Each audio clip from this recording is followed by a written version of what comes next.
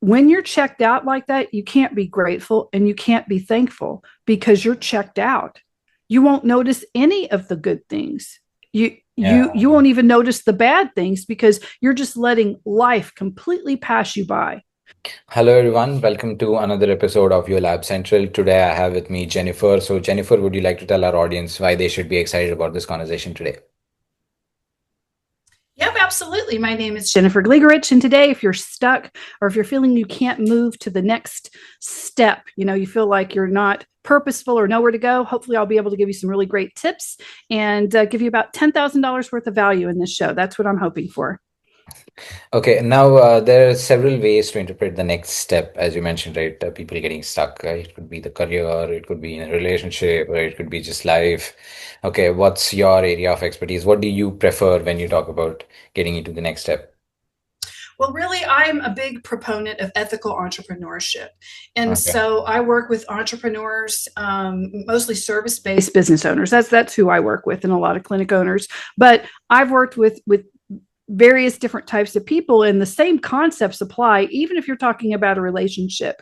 At the very heart of ethical entrepreneurship, you need to sit with yourself and figure out, what is my divine purpose on this planet. And usually ethical entrepreneurs have already figured it out in my space. They're either florists or plumbers or roofers or a lot of healthcare clinic owners. I work with a lot of doctors. In fact, that's by far my biggest chunk of work right now currently. But so people, if you're in service space, you figured out what you want. Let's say you're a florist and you say, well, what is my purpose? Well, I want to bring color to people's lives. Mm-hmm. Okay, you could be a painter and have that purpose. You could be that. Okay, so let's talk about how you're going to execute that, right? But it could be in your relationship or whatever. What is your purpose? Is this relationship, whether it's personal or business, is it helping you in your purpose? Is that purpose seated in how you speak with people and in what you do? So Mm-hmm. the very heart of starting out with someone like me is figuring out what that purpose is and then seeing, is everything aligned with that? And the things that aren't aligned, how do we get them back into alignment with that? Or how do we let them go and to put something better in that place? Okay, now obviously it's nice to have a purpose in life, right? But then that self-discovery itself, the process of self-discovery of finding out that purpose in life, it's not usually that comes like voila or right. It doesn't just occur to you one day suddenly, right? It could be a process, or it could be a devastating or a life-changing moment or something of that sort. How was your moment that you realized what your purpose was, and how do you help others do that?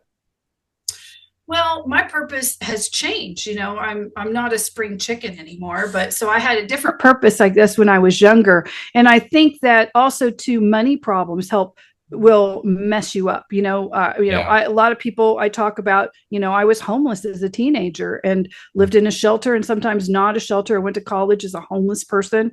And so my purpose was very different. It was literally to survive without too many bad things happening to me. Mhm. Right. And it was just about the most basic. Can I eat? Can I get shelter tonight from the elements? I mean, I experienced extreme poverty where those things were not a given. If I had a roof over my head or if I would have food that day or sometime in that week, it was very different, right? Mhm. So it depends on where you're at, of course, in your life. And I'm a realist, right? I mean, some people would be like, well, my purpose is to win the lotto and I will take money and I do that, we'd all like that, but that's just not reality. We need money to survive. You've got to have money to pay your bills. But Yeah. how do you reconcile being able to live in this world and living your purpose? And Mhm. and I'm a Christian, so that feeds how I think of things. But I think of it as like everyone on this planet has a purpose, right? And we notice things. And if you sit with yourself enough, you've realized my whole life I just wanted, to do this, or I feel happiest when I do these things. Mhm. And there are people whose purposes are to be beekeepers. There are people whose purposes are to be garbage men because they like it clean. They want to prevent disease. They want to be able to have a clean community. I mean, let's face it, if you've ever had the garbage people go on strike for a week, you realize they're integral to any city, to any civilized society whatsoever, right? Yeah. And so that is their purpose. And it's a good and divine and wonderful purpose. And Yeah. so when you stop judging yourself by the media, like, and I mostly social media, Yeah. then stop thinking about that. Maybe your purpose is to be an accountant. I want to help my friends and neighbors be able to save money on their taxes, to understand what to do the best with what they have coming in right now. That Yeah. is my divine purpose. So it's if you take away that pressure to be a multi-billionaire or this, we get just thrown all of this really vapid and shallow imagery all the time of what we're supposed to want. But at the end of the day, that none of that matters. What matters is what you're really put here to do, because if you lean into that, then you have a divine purpose. Some people's divine purpose is to be a great wife and mother. Some Mhm. people it's to do a hybrid of that. Some people it's to be a really good husband and father. Whatever it is, if you lean into that, you're going to be a happier person. And guess what? There's ways to make money doing all of that pay your bills and keep a roof over your head and take care of your kids too. It's not one or the other. The only people that are telling you you can be happy or you can have money, you've got to pick, or the people who don't want you to be in competition with them. The Okay. richest people in the world will sit there and go, you know what? You don't want to be like me. You're going to have to sell out. You're going to have to hurt everybody in order to be really successful. Who is that coming from? The people that are at the top, regular people. There are people that are successful and very happy, and they're not hurting anyone to do that. Mhm. So don't believe any of that. Just lean into your purpose, be a good citizen and person of wherever you live, and that starts to change everything. It's your mindset on it. Mhm. Right. Okay. Now you picked out a very nice topic that we have to free ourselves from the shackles of social media where we compare our purposes, right? But before that, I just want to circle back to the question that how do you actually realize what your purpose is in life, right? Because it's not like you'll suddenly realize it. And is there a process through which you can go to probably discover it? Yeah, well, one thing you can do is, let's say you're really stuck, and you can do an audit of your time. And this is something that I do with people, and put down the things you do during the day and how much time you spend on them. And then, just a little, like I feel this is worthwhile. I feel like this is a total waste of time. I enjoy doing this. I don't enjoy doing this. And your answers will be very illuminating, right? Some Mhm. things you'll really enjoy doing it, but you'll say it was a total waste of time. Yeah. And then what we do is we go back to that and say, well, why did you say that? Why Hmm. do you feel that, even though you enjoyed it so much? Would there be ways you could incorporate this into your work or to your job? Hmm. Tell me about the times in life you were happiest. Tell me when you felt fully aligned. Everybody's had a couple of moments where they were like, I'm really into this, or I really felt like on this one project at work, I did a great job and I was enjoying myself. Okay, let's talk about it. You have to kind of just sit there and audit yourself, and Hmm. you have to have radical honesty and acceptance, meaning you have to be very honest with yourself and Okay. accept that this is where you're at to move forward. So let's say you really aren't happy and you want to have a relationship, and okay, who do you want to meet? And you describe someone. And then, okay, so describe yourself. And you describe a person that would absolutely, the person you described as who you want would never go out with, Hmm. right?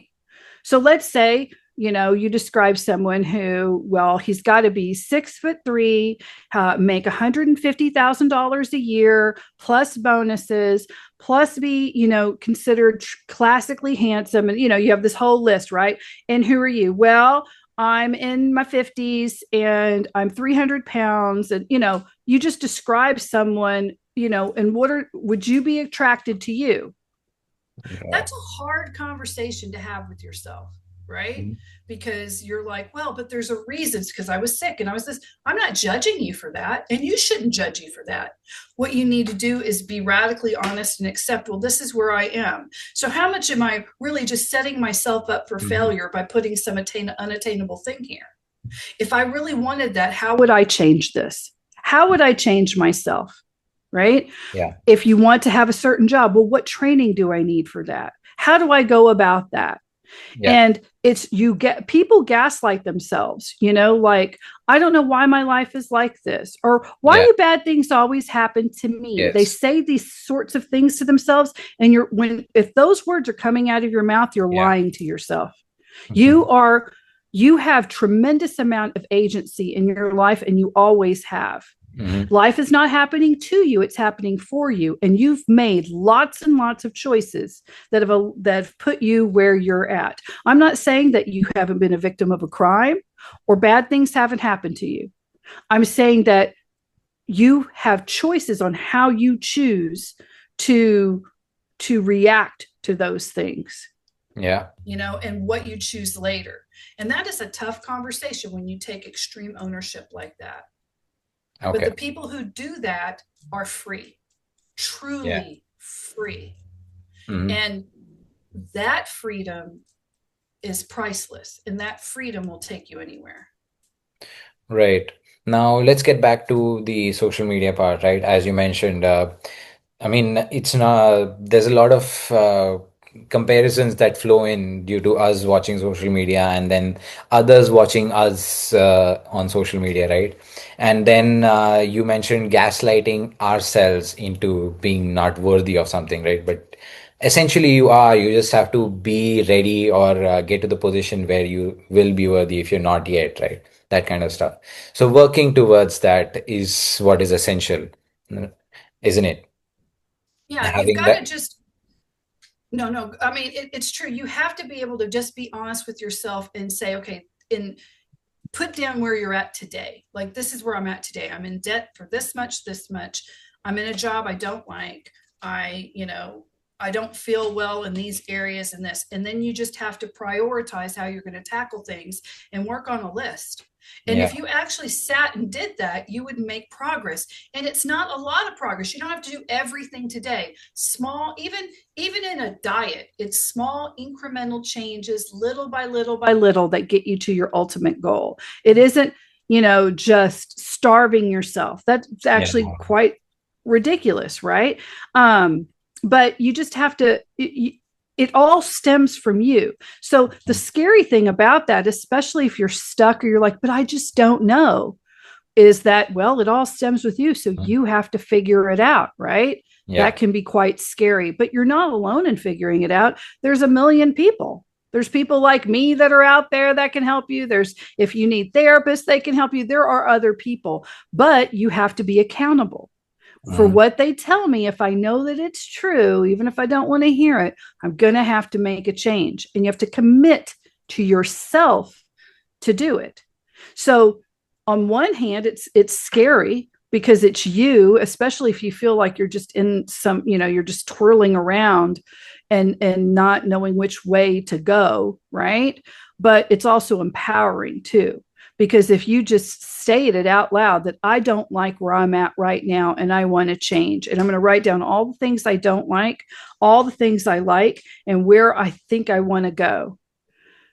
Just doing that one exercise can be quite illuminating. And if you look at it and you still have no idea, then get help. Get help with it. Don't just say, oh, well, commit to yourself to loving Yeah. yourself enough to change. Hmm. Okay. As you mentioned, right, loving yourself to get and making that change, right? Now, we've talked about external forces, right, like the social media, but then there's also, I mean, all of this is stimuli, right, which could be demotivating or motivating. Correct. Due to comparison, you might fall into a trap that, oh, I'm not worthy, or I'm still not there. I should be somewhere, right? But then this can also be a motivating factor. Is it possible for people to actually go from looking at external stimuli and not falling into the trap of comparing it with your current situation and being negative about it, and rather look at it positively and work towards it? How to change that mindset? Well, I mean, it's just noticing it is the biggest way you can change it, is noticing how long you're spending doom scrolling, what Mhm. you're choosing to look at, and being honest with yourself on that, because social media is just exceedingly toxic. Right. And so, especially for people who've only grown up in social media, world, you wouldn't realize how it is so different outside of it, right? And so someone like me who grew up without social media, I can see it very clearly, and I naturally will know when to pull away, because I'm like, wow, this is, that what a time suck that's been. I've been Yeah. time sucked on TikTok. We all have, right? I Yeah. mean, it's just, but in social media is here to stay. Technology is here until, I guess, an asteroid comes and we all have to reset and start all over again, right? Yeah. But it's, for right now, it's here. So we have to find ways to deal with it Mhm. healthily, but disconnect. You have Mhm. to find a way to disconnect. And so when you do that time audit, if Mhm. you do it correctly, then it's going to show you your numbers. Yeah. And most people are reasonable enough that they can go, wow, I really did spend a lot of time scrolling TikTok today, or I spent a Yeah. lot of time in emails, where they have AI programs now that'll go through all your emails for you. Like, you don't need to spend that much time. You could be more effective in other areas, whether it's business or whether it's personal, right? And you just have to be, again, it's an honesty with yourself. You have to just Mhm. decide. And that's hard because people are like, you make it sound so easy. No, it's not easy.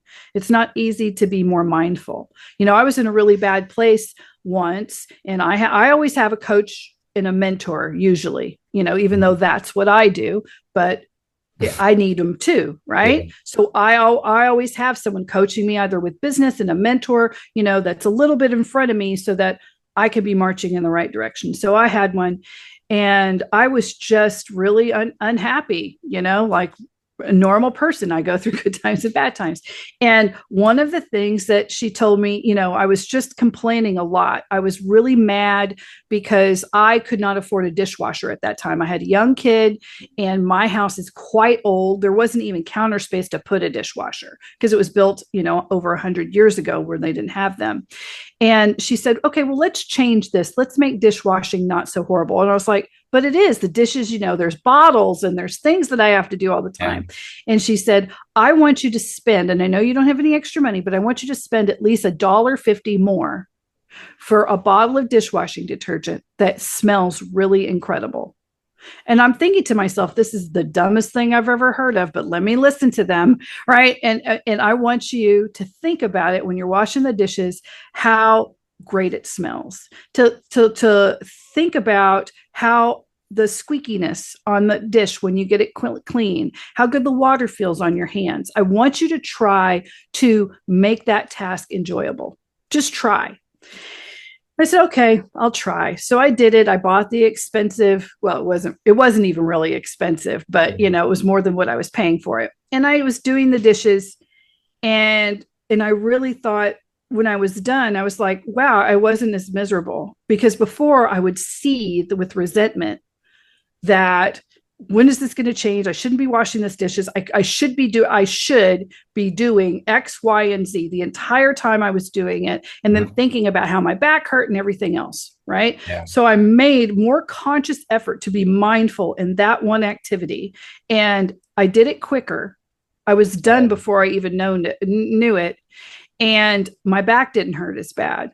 And I Yeah. was like, well, there's something to that. And I started working with clients in different ways like that, seeing where they were checking out of their lives to be more mindful of it. And Mhm. they either figured out a way to get that activity off of their plate, or it became more bearable. So checking out is what makes us miserable. When it comes to being mindful, it's not just about what you're doing, but also you have to be thankful of what you're getting to do, the opportunities that you're getting. I mean, doing it and having the gracefulness to accept that this is an opportunity that you've been given, probably by some divine power or just by coincidence or things falling into place or your efforts from your past, right? Though that thankfulness, people have to build in sometimes. People just don't have it. And have you had to show people that this is something that's important as well? Yeah, being grateful is that makes everything better for your life. So yeah, I do work with people a lot on that, because once you get into true mindfulness, and Mm. you stop disconnecting from life, trying to anesthetize yourself from pain. Pain is just pain. It is there to teach you that you're in something that is not good for you, Yeah. right? Or it's to stop you. So if you're having a fight with a relationship and you are like, instead of checking out and going, they're just yelling and going over your bills or whatever, so that the uncomfortable moment will pass. If you're mindful in it and really think to listen to them, then you're forcing yourself to be, I guess, in pain and uncomfortable. And you're forcing yourself to say, well, this is not something I want. And Mm. they're unhappy. And so you'll end relationships in a much more natural way, easy way to say, is this fun for you? We haven't had fun in a long time. Yeah. Maybe this needs to end, and you can move on. There are people who will literally talk about their relationships for like years as just being completely checked out. And when you're checked out like that, you can't be grateful and you can't be thankful because you're checked out. You won't notice any of the good things. You Yeah. won't even notice the bad things because you're just letting life completely pass you by. Whereas when you become more mindful, you can take that fight and say, are we really fighting about toothpaste? Well, let's cut the toothpaste in the middle, and this will your half of the toothpaste and my half of the toothpaste. And then you can turn that and you could laugh about it and go, you're right, this is a dumb fight about toothpaste. What are we doing? Well, let's turn this around, right? Because I still love you, you still love me, and let's not fight about toothpaste. From now on, I will spring for my own toothpaste roll, and you can do whatever you want with yours, right? Whatever it is, Yeah. and you can stop the uncomfortable part to get to the good part, and then you can get into more gratefulness because everything else we have is better. Or the gratefulness, like I was talking about, the dishes. This smells really good. I'm very grateful that I could afford, I was homeless at one point, but I could afford to spend the $1.50 more on dish soap that smelled good. Mm. How lucky am I? I am still exceedingly grateful for one of the things I did for myself. They say, what did you do? What are your big homeless things? Is I have a really big, like, king looking bed. It's got huge posters that you can Yeah. barely put your arms around. It's crazy. I have a crazy big bed, and it is my safe place. And every single night I'm like, thank you, God, for this dry, clean bed. And Hmm. there's not water dripping on me. Because I'm going to tell you, when you're homeless, a lot of times you don't find places like that. It's disgusting. Yeah. So to be able to be in a clean, warm, dry place. Yeah. And is it the nicest house on the? No, it's not. I live in a very regular house. I don't have some big old mansion or a real fancy neighborhood behind a gate or anything like that. But I'm just so increasingly grateful and it's sad because we all shouldn't have to experience extreme poverty and fear and terror in order to be grateful, Yeah, right? that's right. And so I think it's harder for people who've always had it okay. They've Yeah. always had it okay. They've never really been hungry. They've never worried where their next meal is going to come from. They never had to live with no lights or electricity or water in the house because their utilities got cut because they couldn't afford it. So when they turn on the tap, running water is not a big deal for them. For me, I'm still very grateful every time I have running water, because I know there were times even when growing up that it would be off, or, oh, well, Yeah. we forgot, or this. And so, just being able to see that, to pull yourself out of it. But you can't be so grateful for everything that you never strive for more. That's It's okay to be grateful for what you have and to say, but I think I can do more. Because every time you put more value in the world, you get more back. yeah. So you can be very grateful for what you have and then not envious or jealous for people who have more, because Hmm. they're just on a different path than you and they have bigger challenges too. Being a grown up is realizing, all these really famous, beautiful, shiny people, there's a lot in their lives that you probably would never, ever in a million years want at all. Yeah. And so there's a lot of things you can feel lucky about in your life, because let's face it, Yeah. it's all great. Brad Pitt or Angelina Jolie, all these shiny people. but you really wouldn't want their life or to walk in their shoes. You wouldn't want to never ever be able just to go to a store or to have to spend they have to work. People are like, why are they taking their jobs now? Why don't they just retire? They can't. The studios pay for security. They've got these 6 kids. They need kidnapping insurance on all of these kids, even though they've grown up. They have stalkers constantly. They have to burn their own trash because people will go through their trash. This is a true story that I learned from when they were in New Orleans. Everybody's like, why do they have these big incinerators?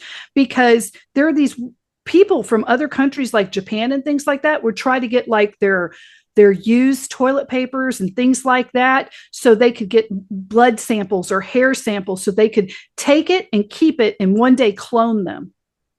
Not All right. even kidding. Mm-hmm. That is insane to have to think about that. And it costs so much money to have to get incinerators to burn your trash. So they have to work forever. It seems so great. Let's be rich and everybody will know who we are, until you're like, wow, I'm going to have to work until the day I die to afford security because people just want to kill me so they could be famous for killing me or something. It's just nuts. It's not a life most people would ever want in a million years. Because Mm-hmm. what? For about 10 years, you got to be super popular. Everyone told you were pretty and you got to go to some cool parties. Yeah. Kind of not worth it. Yeah. Yeah. Okay. So, talking about challenges and how life has been and how we are thankful and grateful about it.